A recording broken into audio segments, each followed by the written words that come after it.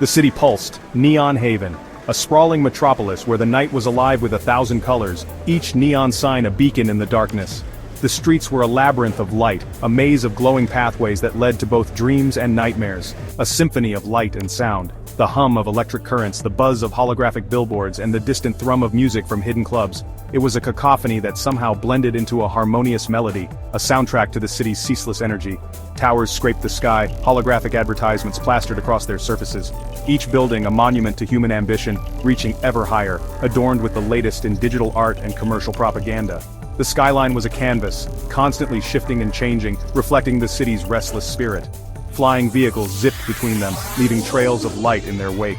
They moved with a grace that belied their speed, weaving through the air like dancers in a grand ballet. The sky was their stage, and they performed with effortless precision. Below, the streets teemed with a different kind of energy, a more chaotic, frenetic pulse. People from all walks of life, each with their own story, their own purpose. The sidewalks were rivers of humanity, flowing endlessly, never stopping, never slowing. Crowds surged through neon-drenched corridors, faces illuminated by the glow of 1,000 signs, each one a fleeting glimpse into a life. The air was thick with the scent of street food, the chatter of conversations, the occasional shout or laugh. It was a living, breathing organism, this city. Music blared from hidden clubs. The bass thumped through the walls, a heartbeat that resonated in the bones. Inside, bodies moved in sync with the rhythm, lost in the euphoria of the night. It was a world within a world, a sanctuary for those seeking escape. It was a city that never slept. The night was as alive as the day, perhaps even more so. The darkness brought out a different side of Neon Haven, one that was both alluring and dangerous. It was a place where anything could happen, where the line between reality and fantasy blurred, a city of endless possibility and endless danger. For every dream realized, there was a nightmare lurking in the shadows. The neon lights that promised hope could just as easily lead to despair. It was a delicate balance, a tightrope walk between success and failure. I watched it all from the shadows, an observer, a ghost in the machine. The city was my stage, and I its unseen actor. From my vantage point, I could see the ebb and flow of life, the intricate dance of fate and chance. My haven was a forgotten corner of the city, untouched by the vibrant chaos. A place where the neon lights didn't reach, where the noise was a distant hum. It was a sanctuary of solitude, a place to think, to plan, to dream. Here, the neon glow was muted, replaced by the cool hum of my car's engine. My 1969 Mustang, a relic of a bygone era yet timeless in its beauty. It was more than just a car, it was a symbol of freedom, of rebellion, of a connection to a simpler past. A classic beauty, rebuilt with a heart of futuristic tech. She was my sanctuary. Every part of her had been meticulously restored, graded, enhanced. She was a blend of the old and the new, a testament to the enduring spirit of innovation. My escape, my weapon. In a city where danger lurked around every corner, she was my shield, my sword.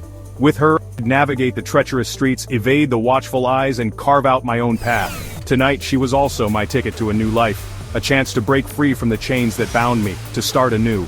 The road ahead was uncertain, fraught with peril, but it was a risk I was willing to take. The air crackled with anticipation. Every nerve in my body was on edge, every sense heightened. The city was a living entity, and tonight, it felt as if holding its breath, waiting for something to happen. Rain threatened to spill from the overcast sky, mirroring the tension knotting my gut. This job was different, bigger, riskier. The stakes were higher than ever before, and failure was not an option. The weight of it pressed down on me, a constant reminder of what was at stake. But the reward? It could buy my freedom. A chance to leave this city behind, to escape the shadows and step into the light. It was a tantalizing prospect, one that fueled my determination, my resolve. And in a city like Neon Haven, freedom was the ultimate luxury, a rare and precious commodity coveted by all but attained by few. It was the dream that kept the city alive, the hope that burned bright even in the darkest of nights. They called me Drift. It wasn't just a name. It was a way of life, a fitting name, I guess. I drifted through the city, a ghost in the machine. Never staying in one place for too long, never letting anyone get close. It was safer that way. The city was a labyrinth of neon and shadows, a place where secrets were currency and trust was a rare commodity. I navigated its streets like a phantom, unseen and unheard, always moving, always watching. The neon lights reflected off the rain-soaked streets, creating a surreal, almost dreamlike atmosphere. It was a city that never slept, and neither did I. My car was my sanctuary, a high-tech marvel that was as much a part of me as my own flesh and blood. It was equipped with the latest in AI technology, capable of navigating the city's treacherous streets with ease. The onboard AI was my constant companion, a silent partner in my nocturnal escapades. Together, we were unstoppable. The holographic interface on the dashboard glowed with a soft, ethereal light, displaying a wealth of information at my fingertips. I could access maps, run diagnostics, and even control the car's weapons systems with a mere thought. It was a symbiotic relationship, man and machine working in perfect harmony. Speed was my ally, and I used it to my advantage. The city's streets were a maze of obstacles, but I navigated them with the precision of a surgeon. Every turn, every drift was calculated, a dance of death that I had perfected over years of practice. The rain only added to the challenge, but it was a challenge I relished. People were a different kind of obstacle. They moved through the city like shadows, always in a hurry, always looking over their shoulders. Trust was a luxury few could afford, and I was no exception. I kept my distance, never letting anyone get too close. It was safer that way. The city's underbelly was a dangerous place, a world of shadows and whispers where the line between friend and foe was often blurred. I had learned to navigate this world with caution, always staying one step ahead of those who would do me harm. It was a game of cat and mouse, and I was very good at it. My face was hidden behind a worn leather mask, a memento from a life I left behind. It was more than just a disguise. It was a shield. A reminder that emotions were a liability in this business. The mask had become a part of me, a second skin that I wore with pride. The mask was a relic from a time when I was someone else, someone who believed in things like love and trust. But that person was long gone, replaced by the phantom driver, a ghost in the machine. The mask was a constant reminder of the price I had paid for my freedom. It was more than just a disguise, it was a shield, a reminder that emotions were a liability in this business. My hands, encased in fingerless gloves, moved over the car's dashboard, interfacing with the onboard AI. I ran diagnostics, double-checking every system. Engine, weapons, cloaking device, everything had to be perfect. One mistake, and this ride would be my last. Tonight my skills were in high demand. A group known only as the Syndicate had a job for me. They needed someone to get them in and out of a high-security facility. Someone who could handle themselves under pressure, someone like me. The details were vague, but the pay was too good to ignore. It always was. The Syndicate was a shadowy organization, known for their ruthlessness and efficiency. They operated in the shadows, pulling the strings of the city's underworld. I had worked for them before, and I knew what they were capable of. The job was simple: get in, get out, and don't get caught. But in this line of work, nothing was ever that simple. The high-security facility was a fortress, guarded by the latest in security technology. It would take all of my skills and experience to pull this off, but I was ready. I had to be. I ran diagnostics, double-checking every system, engine, weapons, cloaking device, everything had to be perfect. One mistake, and this ride would be my last. But I thrived under pressure. It was what made me the best at what I do. The Syndicate knew that, and that's why they had come to me. The engine purred like a contented beast, ready to unleash its power at a moment's notice. The weapon systems were primed and ready, a deadly arsenal at my fingertips. The cloaking device was fully operational, ready to render me invisible to prying eyes. Everything was in place. It was time to move. One mistake, and this ride would be my last. Tonight, my skills were in high demand. A group known only as the Syndicate had a job for me. They needed someone to get them in and out of a high-security facility, someone who could handle themselves under pressure, someone like me. The Syndicate was a shadowy organization, known for their ruthlessness and efficiency. They operated in the shadows, pulling the strings of the city's underworld. I had worked for them before, and I knew what they were capable of. The job was simple: get in, get out, and don't get caught. But in this line of work, nothing was ever that simple. The high-security facility was a fortress, guarded by the latest in security technology. It would take all of my skills and experience to pull this off. But I was ready. I had to be. The details were vague, but the pay was too good to ignore. It always was. The Syndicate needed someone who could handle themselves under pressure. Someone like me. The details were vague, but the pay was too good to ignore. It always was. The high-security facility was a fortress, guarded by the latest in security technology. It would take all of my skills and experience to pull this off. But I was ready. I had to be. The details were vague, but the pay was too good to ignore. It always was. The Syndicate was a shadowy organization known for their ruthlessness and efficiency. They operated in the shadows, pulling the strings of the city's underworld. I had worked for them before, and I knew what they were capable of. The job was simple: get in, get out, and don't get caught. But in this line of work, nothing was ever that simple. The high-security facility was a fortress, guarded by the latest in security technology. It would take all of my skills and experience to pull this off. But I was ready. I had to be. The details were vague, but the pay was too good to ignore. It always was.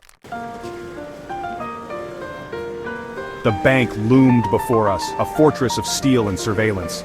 My heart hammered against my ribs, keeping time with the pulsing rhythm of the city. The Mustang roared, its engine a hungry beast eager to be unleashed. 3 minutes, a voice crackled through the comms. The syndicate. They were already inside, their movements precise and deadly. I gripped the steering wheel, my knuckles white.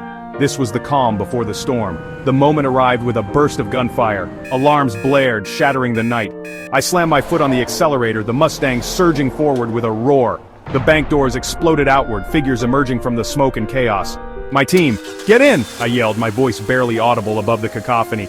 They piled into the car, adrenaline radiating off them. We were moving the moment the last man was inside. The Mustang fishtailed, tires screaming in protest as I navigated the tight city streets. The pursuit was already on. The cityscape blurred into a kaleidoscope of light and shadow as we tore through the neon canyons. The towering skyscrapers, adorned with vibrant holographic advertisements, seemed to close in on us, creating a tunnel of luminescence. Each turn we took, each alley we sped through, felt like a dive deeper into the heart of this electric beast. The hum of the engine was our only constant, a steady beat against the chaotic symphony of the city. Police sirens wailed behind us, a constant reminder of the danger we were in. The flashing red and blue lights reflected off the wet pavement, creating a dizzying display of urgency and threat. Every time I glanced in the rearview mirror, the sight of those relentless pursuers sent a jolt of adrenaline through my veins. They were getting closer, and the stakes were getting higher. But it was the package on the back seat that had my attention. Nestled between the seats, it seemed almost innocuous at first glance. Yet, there was an undeniable aura about it. Something that drew my eyes back to it again and again. It was as if the very air around it was charged, making the hairs on the back of my neck stand on end. A small metallic cube pulsing with an eerie blue light. The light seemed to dance, casting shifting shadows on the car's interior. It was mesmerizing, almost hypnotic. I found myself reaching out, drawn to its glow, before snapping my hand back, realizing the potential danger it held. "What is that thing?" I asked, my voice tight with apprehension. The question hung in the air, heavy with the weight of our predicament. I needed answers, something to make sense of the chaos we were embroiled in. "Just a little something to ensure our future," one of the syndicate members replied, his voice tinged with a chilling nonchalance. His calm demeanor in the face of our dire situation was unnerving. It was as if he knew something we didn't, something that made him believe we were still in control. I didn't like it. There was a coldness in his eyes, a detachment that made me question his motives. Was this really about securing our future? Or was there something more sinister at play? There was something about that cube. Something unsettling. It felt like it was watching us, waiting for the right moment to reveal its true nature. The more I stared at it, the more I felt a creeping sense of dread. It was then that I noticed the faint hum emanating from it. A low, rhythmic pulse that seemed to vibrate in sync with my own heartbeat. It felt alive. The hum grew louder in my ears, drowning out the sounds of the city and the sirens behind us. A low, rhythmic pulse that seemed to vibrate in sync with my own heartbeat. It felt alive. Each beat resonated within me, creating an unsettling connection between the cube and myself. It was as if the cube was trying to communicate, to reach out and touch my very soul. My gut screamed at me to get rid of it. Every instinct I had was telling me that this thing was dangerous, that it was more than just a piece of technology, it was something far more sinister, something that could change everything. Now. "We need to ditch this thing," I said, my voice strained. "It's too hot." The urgency in my voice was palpable, a reflection of the growing fear inside me. I couldn't shake the feeling that we were playing with fire, and it was only a matter of time before we got burned. "Too late for that, Drift," came the reply. "We're in too deep." The words hit me like a punch to the gut. There was no turning back now. We were committed, for better or worse. The realization was a bitter pill to swallow, but there was no other choice. "Just get us to the rendezvous point."